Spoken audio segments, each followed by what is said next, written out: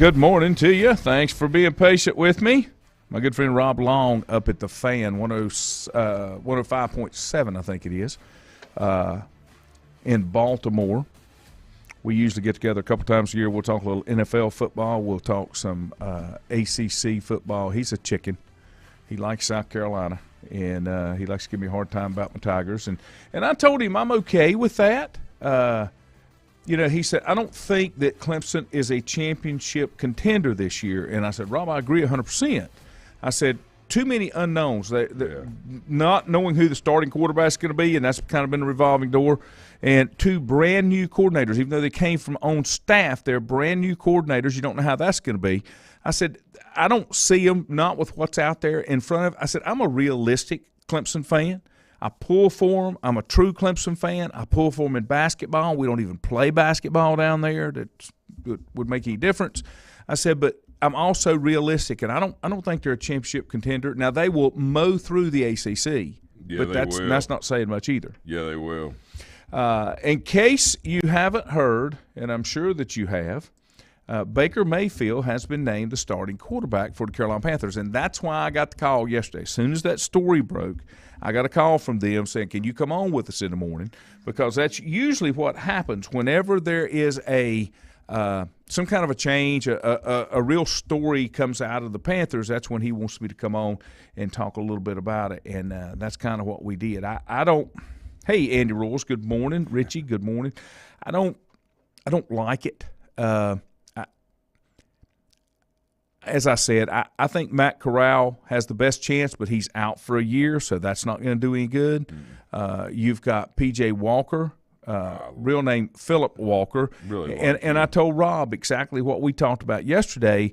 The only thing that will hold him back is he didn't have those numbers and attributes as most starters inside the NFL are. Right. And especially at the quarterback position. But I was impressed when I watched him in the spring league, and that's where he came from. He's small, but I think he is more consistent, more stable, has a clearer head than what they've got. So he throws the ball really well. I know. It comes out quick. Mm-hmm. It's on a line. It's like he's throwing a dart. He seems that he sees the field very well. He's not sporadic or erratic with any motions or anything. He's very poised. A lot of times, and we hear this a lot, and you and I've talked about it in college players. Well, we have to stick with so and so because of how much we got invested. Mm-hmm. Well, I sometimes I don't know if that really matters. Yeah, I wished I could remember the name and the team, but it was Calhert, if I'm not mistaken, talking about it. There's a receiver out of western Montana, western Wyoming, some that was a undrafted free agent, and wherever he's playing at, he's probably going to become their number 3 receiver. Now, they've seen things in him. They like what they see, and it's got to be the 49ers or the Rams because that's the teams that kind of decide to take some chances sometimes. Yeah, they can. Yeah. But that's where you get some value. And if I'm not mistaken, I'm pretty sure it's the Rams because they were talking about the Rams, and we've talked about this. They've got 5 or 6 big contracts in the key places: quarterback, left tackle, edge rusher, defensive line. Yeah, and then they pick up pieces that they don't have to pay. Yeah. And when they can find some diamonds in the rough and not afraid to, nobody's saying make him a 1, but he can play and contribute to the team and then see what happens. So, he can be a 1 without the appearance of a 1. That's correct. You know what I'm saying? Mm-hmm. And you can kind of do that with those type of positions. Mm-hmm. I mean, look at what they did with Jerry Rice. Now, they picked him really high and they were high on him, but he came from a very, very small school. Mm-hmm. Mm-hmm. It's about how you can anyway. Richie said Clemson versus the Chickens from 1981. We'll be playing at 9 this morning on the ACC network. Now they're replaying We're Number 1, the 1981 Clemson Tigers. Had not been for injury, I would have been one of those. That was my senior class.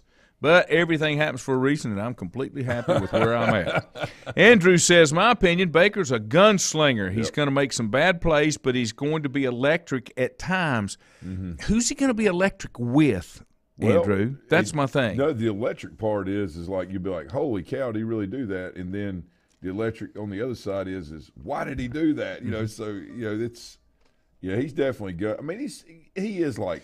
I say like Favre. Let me back. I'm not comparing. What I'm saying is I'm talking about style. Yeah. Not the true substance of it. Yeah. Andrew said won't have to hear the Panthers complain about the ball not being thrown downfield with Baker, and that's true. I mean, he doesn't mind putting it down there. But I like Milton's comment where he says dysfunction makes more dysfunction, and the Panthers are the perfect example of dysfunction. So it's Cleveland, and that's what happens. Or was Cleveland was. They got rid of the two pieces that were so dysfunctional on their roster. Baker Mayfield. Yeah, and OBJ. Yeah. And for whatever reason, OBJ goes to a better environment where he's surrounded by other great players where he's not the guy. I'm sure they had the conversation with him, and he's doing very well. I thought it was a great place for him to go and, be able to perform. Andrew says that would be DJ Moore and Hollywood Higgins. Let me tell you, there's a line from one of the best movies, mini-series, whatever you want to call it. I watch it all the time whenever it shows up. It's the story of the Temptations. And David Ruffin had the most, the things that are issues inside the Temptations. He got the fame, and then he decided he was the one. And then come to the end when they kind of got together and did the reunion tour and that kind of thing. And Otis Williams, who's the only living survivor of the Temptations, when they're practicing, he says, all right, guys, that was great, but we can do better. And he said, I'm not trying to be hard on you. And David Ruffin said, some of us need that kind of thing. And that's what he was talking about. Some people need that kind of pressure on them on keeping people in line. To be what I'm saying? To be able to perform at your best. Right. And then there's some people, and I think Baker's one of those, he can't deal with that. He can't be restricted and honestly, I don't think Matt Rule's in charge of anything down there. Yeah, and too, I think a lot of this goes back to, the first 5 to 7 years of life and the imprint that, is put on you. And were you told no, enough to where when you heard no that you wouldn't fall apart, or if you had failures that you knew that you could rebound from them, that they were learning experiences, and a lot of things. And again, I'm not being critical of people. I'm just making just a general analysis or general comment. A lot of times success, they say it's in the eye of the beholder, but it has more to do with the developmental process the first 5 to 7 years because of, did you have that tenacity? Did you have that grit that would keep you from, it just kept you going? Or would you just stop and quit because if it wasn't 100% or you couldn't be perfect, you would just stop doing it? And maybe there's a mix there. I don't know, but the greatest quarterbacks that you see in the NFL are the people that have the most grit, not that have the most glamour or, the most, outburst, things like that. Kevin, good morning. Kevin is exactly right. When he came into the league, just like you said, Jerry Rice was one of those no-name wide receivers because he didn't come from that pedigree program. He could play. Right. And I've said this over and over. Milton says Moore's a lazy route runner. If he knows he's not the target, he doesn't make sharp cuts. Yeah, and I'm sure he's not the only one. There's a lot of them out there, like quarterbacks completing their fakes and all the things that have to be done. Those are the things that make a difference in making you winner or making you average, and that's where it comes from.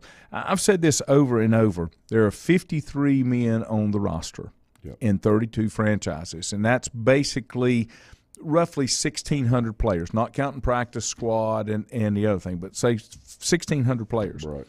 Nobody can convince me that out of all the football that's played nationwide, that there's not players that can play on that level but don't get the opportunity because they don't find them. They're not looking for them. Yeah. They go to the pedigree programs and try to find them.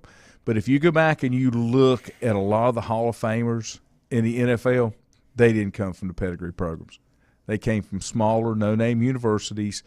For whatever reason, mom and dad didn't have a way to promote me or whatever back in the day. Richie said Rice came from Mississippi Valley State, and it happens with a lot of them. But people don't realize you don't have to go to that pedigree university. I've always used myself as an example. We were terrible when I was in high school, okay? We won 6 games, 5 or 6 games my sophomore and senior year. We went 0-10 my junior year, but because I had the measurables and could play, I was found and got the opportunity. Oh, yeah. So you don't have to come off. You don't have to come off a team that goes third round every year to be seen. And especially now with Huddle and all these other stuff, with access that people have. And maybe some of this will change. You know what I'm saying? Maybe this will change, and they'll be able to find more players, and you won't hold on to players as long that really are wore out and just can't do it. Yeah, and you're scared to make a move. No, it's a great point. And you know, we talk about the measurables. You know, that's what recruiting coordinators and scouts have to go off of. You know, because if the measurables don't work out, then it's on the measurables. Yeah. If they take a chance on a kid that is an inch or two shorter or 30 pounds lighter and he doesn't work out, you don't know what you're doing. You're fired. Mm-hmm. And so it's like a form of protectionism, almost elitism, you know, mentality, where the number one key ingredient of success is not the abstract or, you know, the style of what you're looking at. It's the actual substance or the grit. Now, does that mean that you can be 5'8" and 190 pounds and play on the line if you have a lot of grit and determination in the NFL? That's not what I mean. Yeah. But when you're in that borderline area and you've got the grit, again, it doesn't matter. All CEOs, successful people in companies, successful people that run businesses, the number one key ingredient that they all have that is first and foremost is grit. Mm-hmm. And, you know, I think people are starting to see that, you know, you try to find the ones that have the most grit, that have the, you know, most intangibles, I guess you would say. Well, I'm hoping, and I don't know how this is going to work out, but I'm hoping that starting this spring league up again, if there's ever been a professional league that needs a different feeder system than college football, Yes. They need it. Now, they always deny they're really not a part of the NFL or whatever, but you take some kids. P.J. Walker's a prime example of that, and there's a few other kids that played, but it gives you an opportunity to kind of spotlight them and see them, you know, against almost NFL talent, and then it gives you an opportunity to maybe see if you can come up with something different. Well, what's interesting is, especially on the defensive side, you know, through your defensive ends, your cornerbacks, and your linebackers, all right, because they may not be NFL talent yet, they play like they're trying to get a spot in the NFL, right? Right. So you can truly measure, you know, based off of those things, you know, or I say truly, you can get a very good measurable, you know, off of those things, like how would they fit? Right. You know, are they able to compete at this level? Now, as far as, you know, offensive side of the ball, obviously the quarterback position is very important. They're looking for things like command and control, mastery of understanding, getting the ball out quick, being able to read a defense that shifts, all right, with anticipation of check downs and all these other things. Sorry, I'm going a little deep this morning. It's okay. But you know, it's so important to be able, you know, for these NFL teams to be able to see these players, you know, and then take it to another level. And you can see it with wideouts. Yep. You'll find a diamond in the rough running back. I guarantee you Belichick will find a running back and a defensive back in that league. Guarantee you. I just posted again the link for the fall pick'em. If you'd like to be part of that, go ahead and jump on in. I'm going to take a quick break, and we'll be back with more here on The Bottom Line. I better rewind my commercials, had I not? I'll just be playing the exit. Sorry, I'm not prepared this morning. I'm terrible. Back a moment. Untangling your headphones, finding the right remote, saying goodbye to your favorite shirt that hasn't fit in 10 years. Why are simple things sometimes so complicated? Thankfully, with Auto Owners, insurance doesn't have to be one of them. Auto Owners works with independent agents who live in your community and answer when you call, so you can worry about more important things, like finding a new favorite shirt. That's simple human sense. Call Mooney Insurance in Maiden or East Lincoln Insurance in Denver or visit mooneyinsurance.com.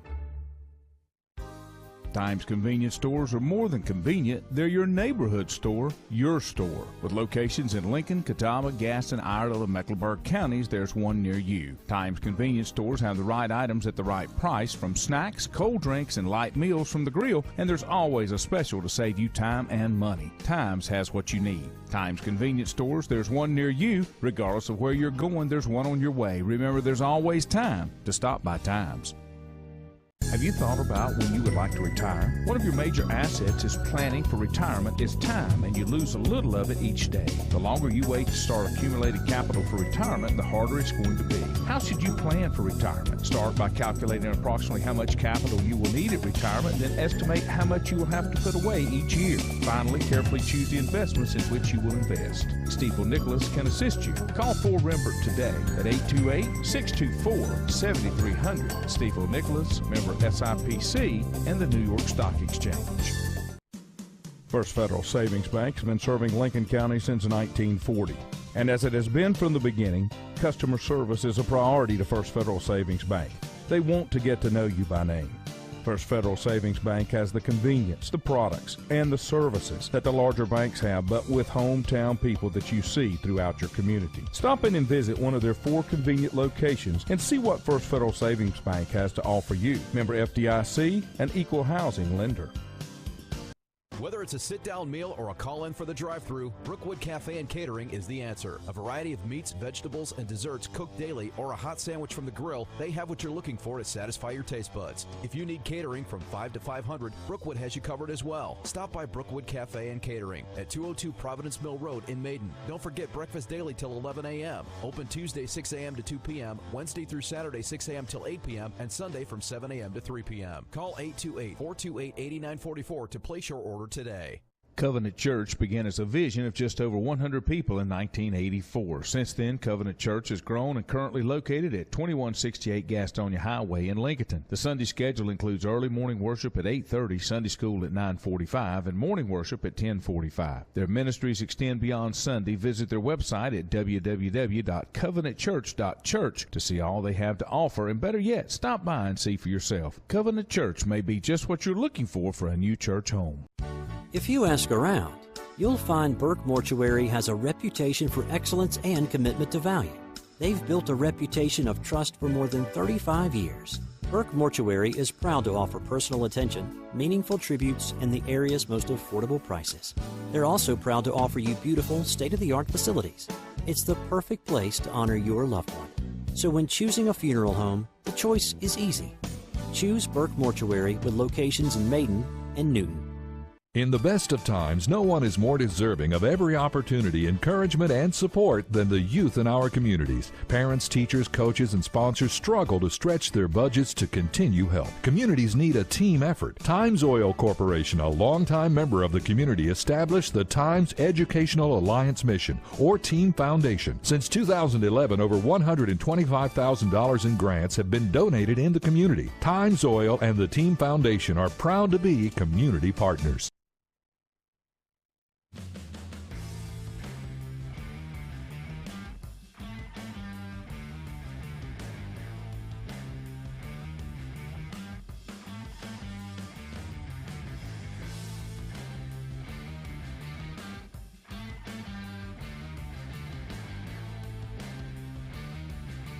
And welcome back.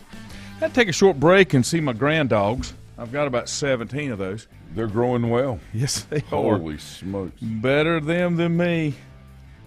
The biggest one, Reese, she is the biggest of all of them. She's about 65 pounds.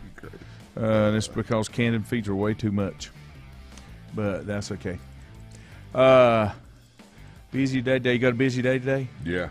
Yeah, we got a lot going on. I mean, obviously prepping for, Watauga, right? Mm-hmm. And then I got Garrick's team practice for scrimmage in Mountain View Tigers tonight over at the Mountain View Tigers. Yeah, over at the Signal Field. We got that a couple 3 years ago, and at some point we're going to plan on building the old stadium back. And what I'm going to do is I'm going to put 10 in the outfield and have the old look feel, and we're going to do our very best. Pre-COVID, we had everything lined up. But we're going to do our very best to build the old grandstands back, as much as COVID. Do you know when they were tore down? Yeah, 1996. It was right before I came to Maiden, like a week before I got here. I knew. And see, I didn't even know it, and I found out later, like after I met, Butch and Tom and all them, and they would talk about it. I didn't know because I'd never been in Maiden and seen the grandstands. See, I but remembered I could see the old remnants. I remembered it, and I knew that it had to be somewhere in my tenure of spending some time in Maiden. Right. I thought it was in that time frame within the last 25, 30 years. Never saw it as a ball field, but I just remembered the grandstand. So I've got pictures. Butch has had a few. And, I've seen a few on Facebook. Right, and I've had many people in the community send me pictures. Some people found some in their houses, their homes from parents or grandparents or aunts and uncles. And I even talked to like Lander Bumgarner played, middle infield. He passed away a few years ago. He was married to Mandy's great aunt, Robbie's mother's aunt, like great, like three greats.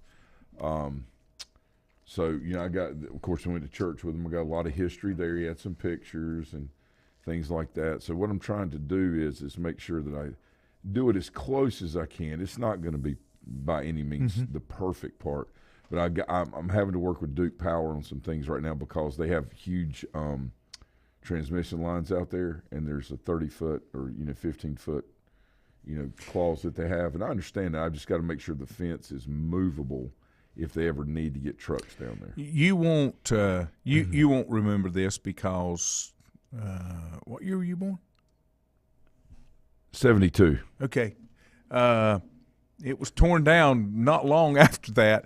When I played JV football at West Lincoln, which would have been 74-75 when I was still in elementary school, at that time, West Lincoln did not have a separate baseball field. They did not have a fence around the football field. They would move the visiting bleachers, and there was a grandstand. Got you. Back behind the my visitor. goodness. Yes, a Right wooden now, grandstand. at the field today? Yes, a wooden grandstand. In the back left corner? I mean, no, the back straight right behind. It was straight behind the visitor side. So if I'm the standing, visitor side and football field were the outfield. I got you. There was no fence. Right. So if I'm standing in the visitor's bleachers, I turn all the way around, I'd be facing home plate. Yeah. Got it. Okay, I understand. And there was a wooden grandstand back there because that's goodness. where we practiced when I was up there in JV football. Now, oh my goodness. After that year, they tore it down, and that's when they built what is now the baseball field. Gotcha. Okay, the baseball field they have now. Above. Yeah, absolutely. Yeah. And I don't think they built tennis courts right then. There's tennis courts up there now. The only ones we had are down there beside the sewage field there on the football field. But, yeah, that was the baseball How about field. that? And they would have to move those stands, and there were no fences for anything. No fences for baseball, no fences for football. Lady, when I did my student teaching at a high school down east, it's called Chocowinity High School. Okay, it's right there outside of Washington, Little Washington. Okay, that they were small 1A school. They had like 200 kids. I mean, it, not, whatever. Pretty good football. Well, it really was. We had some good players. Like you said, on the visitor side, we'd remove those stands, and there was a really nice grass infield right there. And I think they would put a temporary fence up going through the outfield, if I'm not mistaken, to come down to the right field line. Take this. Oh, that's fine.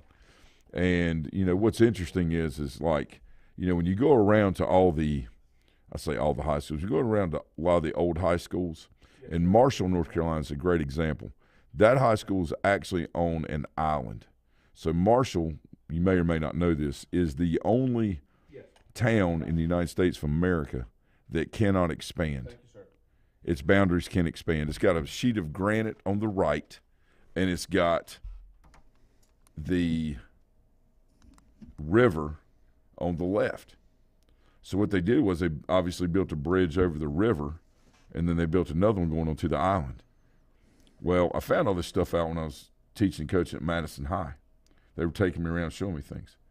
Well, in 50-something, my dad's high school went and played Marshall in football on the island, pretty much on a grass but yet sandy field, because the island was actually a little bit below the town.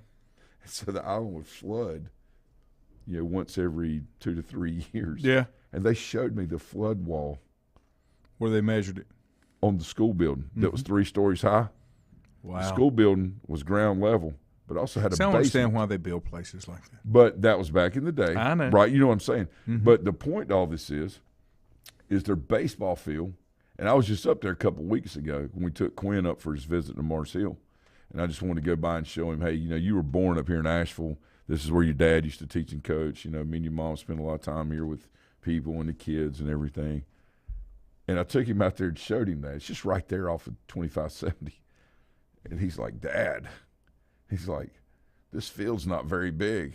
I said, son, times were a lot different. Everybody used a wood bat back in the day, and Wow.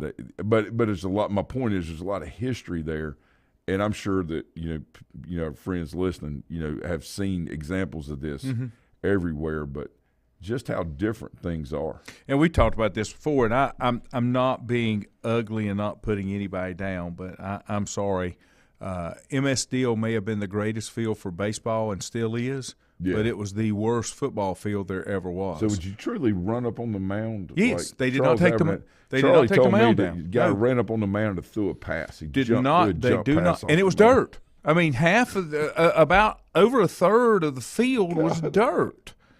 And if I'm not mistaken, they only had stands on the one side. Yeah, for football. That's right. I mean, I only played there once. Yeah. Because I played there, I think it was my sophomore year, which meant they came to us my junior year, or flip-flop. Right. And then senior year, they were gone. Right. It was South Caldwell. Yeah. But I remember dressing in the basement, Yeah. and there was water in the floor. Mm-hmm. I mean, it was the nastiest, worst place ever. A lot of, like you said, a lot of history. And, Drexel High School, or say Drexel Junior High, which is old Drexel High School, they did that too. When we played baseball in the spring in junior high, they moved to bleachers. And like you said, just like at West Lincoln, and that's where you played. Mm-hmm. They just moved those visiting You had bleachers that right combination out. Yeah, man. stuff you didn't have. Yeah. And like I say, West Lincoln had a real wooden grandstand that's so cool, behind. man. I can picture it in my mind. I can see it. And I guess that would have been the last year, which would have been 73, 74. No. Yeah, 74, 75 would have been the last one that they played baseball on that field. Wow. But, yeah, and there's a lot of folks that maybe don't remember that. I do, just barely. Just like the old Sigma field, I kind of remember it. A couple comments that came in. Richie said, did I see the Cardinals-Ravens game the other night? I wasn't sure if I was watching the Falcons or the Cardinals at first, since Arizona's wearing black jerseys and black helmets. Everybody's gone to this black. And I'm okay with it, just not too much of it. Milton said Kurt Warner came from arena football. Richie said the Iowa Barnstormers. Yep. And Rich said two things from college football that relate to the ACC. Drake May will be starting for Carolina this weekend. That is Mark May's son. Yeah. Charlotte product. And Florida State President AD are exploring options to lead the ACC. I'm telling you, they're gone. They Florida are State, gone. Clemson, and Miami are probably gone. And I think Carolina, Duke. Yep. And maybe State will go Big Ten. I think Carolina and Duke and Virginia are going to go SEC. And I think State's going to be left out. I mean, we're sitting. I mean, I'm just saying that I think the ACC, the remnants of it now are gone. Yeah. They're gone. Bob said College Field at Lenore Ryan was a baseball field used for football until it was reformed in 1964. They had an old wooden grandstand that was used like most high school fields you guys were talking about. It was amazing how many high schools actually had wooden grandstands back in the day. One of the best looking, still standing, it used to be Sims Field. It's now the home of the Rhinos, Gaston College's baseball field. Right. And then they're going to take those other fields that they use for rec ball, they're going to tear those down and build a nice softball complex for the women's softball down at Gaston. But that used to be that was also where Highland played their baseball games, and they and then maybe they still do, or they play somewhere else. The only thing they had on campus is a quote-unquote football field. Not a football field. No, it wasn't. And then barely 100 yards. No, it wasn't. No, the guy took the we were playing there and brought the kids down from Madison. And the guy said, look, I got to show you something. They put the 10-yard, the yard markers. Yeah. Okay. Yeah. The chains. Yeah. All right. They put them down, put it down at the 10-yard line. It went about a yard and a half into the end zone. Yeah. He said, I got to show you this. He said, we're going to do our best to – I said, hey, man, it is what it is. It's all good. Yeah. I was just worried about getting my footballs back when we were kicking into the neighborhood.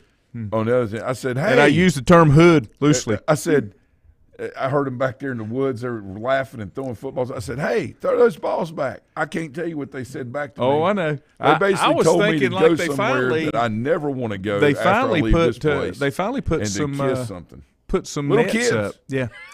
They did have a softball Holy field, but I cow. don't think they played softball there. Just maybe practice. Yeah. Yeah. But, yeah, that was a whole different experience, and it's sad because they haven't made any more commitment to it than what they have.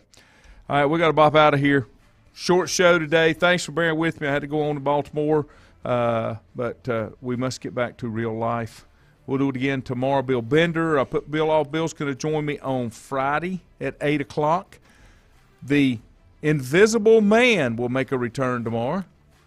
Gigi Phillips will be able to join us tomorrow. He's kind of got settled in. Excellent. So fantastic. Tune in. We'll try to get started on time again tomorrow. Hope you have a wonderful Tuesday, and we'll see you again in the morning. Take care, guys.